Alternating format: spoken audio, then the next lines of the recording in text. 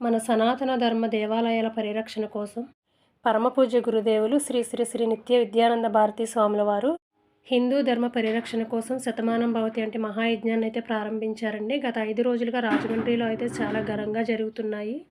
వచ్చిన వారు ఇబ్బంది పడకుండా మంచినీరు, మధ్యాహ్నం అల్పాహారం అయితే ఏర్పాటు చేశారండి భక్తుల కోసం. స్వామివారిని స్వయంగా చూడడం, అలాగే ఆయన చెప్పే ప్రవచనాలు మహా అద్భుతం. మన సనాతన ధర్మంలో ముగ్గుల కోసం, అలాగే భార్యాభర్తల బంధం కోసం ఆయన చెప్పిన ప్రతి మాట కూడా ఆణిముత్యాల్లాంటివి చెప్పారండి. మాట చెప్పినప్పుడు వినడం వేరు, ఆ మాటని చెవిలో పెట్టుకోవడం వేరు కదండీ! అలాగే సేవకులు, లీడర్స్ అందరికీ స్వయంగా తన చేతులతోనే సన్మానం అయితే జరిపించారండి. చాలా బాగా చేశారు. వాళ్ళందరికీ కానుకలు కూడా ఇప్పించారు. అలా వచ్చిన వారందరినీ కూడా చాలా సంతోషంగా పంపించారండి. గురూజీ ఎదురుగా కూర్చొని అలా ప్రవచనాలు వినడం అయితే చాలా సంతోషంగా అనిపించింది. చూశారుగా జనసందోహాన్ని. అంత ఎండలోని కూడా స్వామీజీ కోసం ఎలా ఉన్నారో.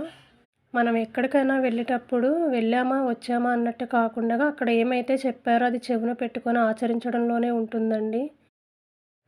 అలాగే అక్కడికి వెళ్ళిన ప్రతి భక్తురాలికి కూడా స్వయంగా స్వామీజీ చేతుల మీదుగా పసుపు కుంకాలు అయితే ఇచ్చారండి. సర్వదేవత నిత్య పూజా విధానం అనే ఒక పుస్తకాన్ని కూడా ఇచ్చారు. మాకైతే ఆయన చేతుల ద్వారా అలా తీసుకోవడం అయితే చాలా సంతోషంగా అనిపించిందండి. సంతోషాన్ని మీతో కూడా పంచుకోవాలనిపించి ఇవన్నీ పెట్టాను, మీరు కూడా చూస్తారని.